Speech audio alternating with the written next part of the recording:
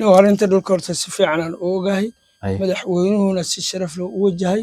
wadankana dhulkiisa dowladda ayaa mas'uul ka ah waxa iskale samata bixinta Sheekh Shariif madaxweynaha waa wadanka dowladda ka jirto amnigooda la sugayay meel walba ku shirayeen dowladana soo wareeray dowladda hadii soo wareeri waayeen inay ka faa'iideysteen dowlad baan leenahay maamul baan leenahay gobolka Banaadir guddiga nolol saar cabashadeena anaga dowladdeena ugu dambeeyna xaarisku ma siyaasad uma adeegsi karo dhulkeeda way cadeeyeen isla maalintii cabashadu waxa waa dad beena oo mucaaradku adeegsanayo dhaqaale ku bixinayo xataa kuwa waxa jira dhul beena gadanayo oo dhahaya waan la sameeyay inta dhulka horta si fiican aan u ogahay madaxweynuhuna si sharaf leh u wajahay wadankana dhulkiisa dowladda ayaa mas'uul ka ah shuruuc iyo dowladda hoose nidaamana la marsiinayay madaxweynaha wasaaradda markay ka go'so oo soo marsiinay dadkuna guriyaha loo sharciyay kuwii aan wax sharciyeysan karin waa la raray nidaamkaasna gobolka Banaadir ay maraysaa haddana waxaa jira maartay dad ama mucaaradkii oo si xun wax u fasiraya runtii fasiraadaas markii saldhigga uu soo yimaadeen maadaama dowladdii ay weerar weyso wadahadal loo ogolaaday ayay rabeen shoobareen ka macallin mahdi si fiican u wajahay ilaahayna dhib meeshaas uu dhib yaray dhib waa ka dhacay laakiin alxamdulillaah rabbil caalamiin marka wixii dhibkaas meeshaas ka dhacana Sheekh Shariif iyo tiimkiisa samata bixinta iskale warkuma labaysna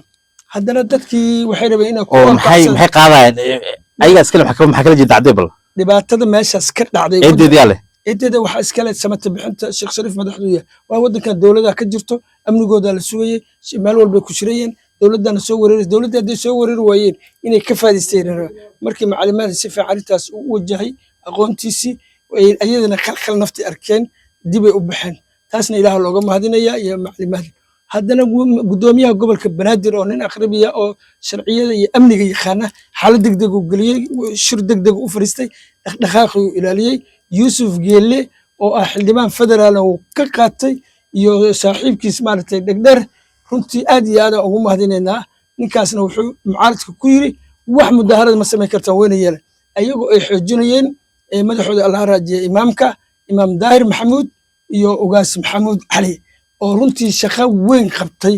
oo ummadda Soomaaliyeed u qabtay anagana noo qabtay waajibkooda gutay taas marka nabadgelyadaas markii la helay dadkii waxa la siinay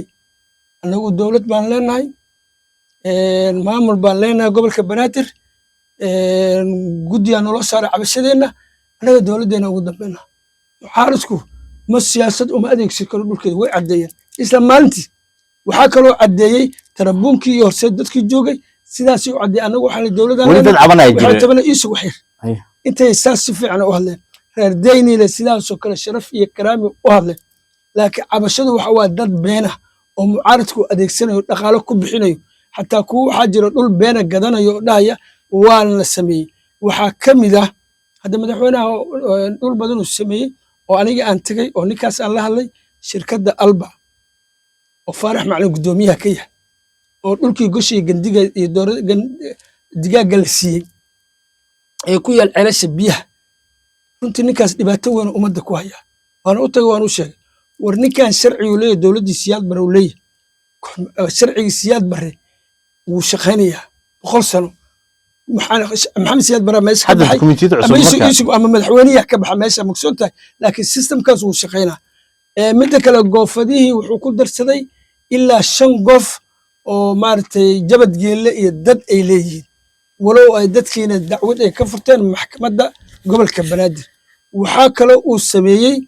oo runtii ummadii in lagu digdigleeyo lacag 4000 ee qadaadiic la soo dhulka dhan 10000 ma joogo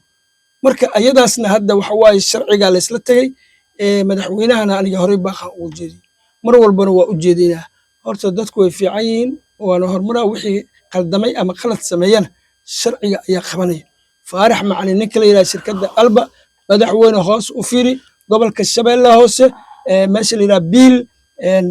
Xayaat dhibaato ku haya ka badbadanay ku haya nolol ostada madaxweynaha nin diidan ma leh dhulka goshii gadiga nin u diidan ma leh in wax uu qaato nin u diidan ma leh laakiin lacag aqliga ka weyn iyo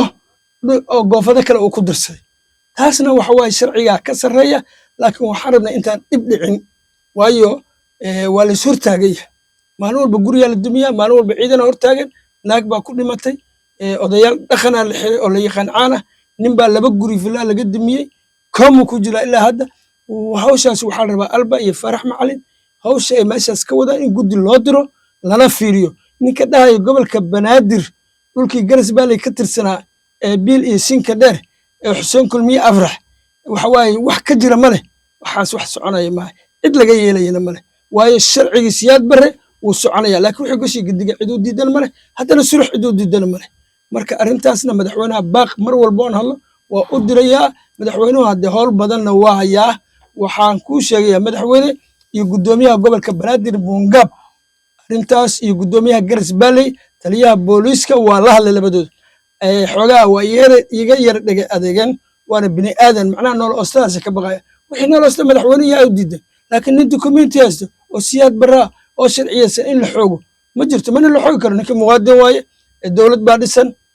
dacwadeyna furteen hadda maxkamadda